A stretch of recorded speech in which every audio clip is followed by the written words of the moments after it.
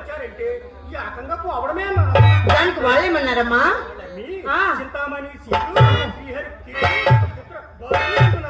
అవునా అమ్మా? వాళ్ళ జోలికి ఎందుకు వెళ్ళవే? ఏమే వాళ్ళ పెద్ద రౌడీలమ్మా. రౌడీలా? అవును. రౌడీలైతే నన్ను వాళ్ళు నన్నేం చేస్తారా అమ్మాయి? ఇలాంటి రౌడీ ఉండా కొడుకుల్ని 20 మందిని నా మంచం కోడికేసి కట్టేసిన దాన్ని. అవునా? నాకు ఒక లెక్క అడవుతా తల్లి. అది సరే కానమ్మాయి, అమ్మా ఎందుకు నీ ఆటే పాటే కాని నా మాట నీకు ఇంత నాటుకున్నది ఏం మాటమ్మా? ఏ మాట అంటా వింటున్నా? ఆ భవానీ శంకరా గాని ఇంతటితో నీచి ఆవులకు సాగలపోవాలని ఎన్నిసార్లు చెప్పానమ్మా నీకు?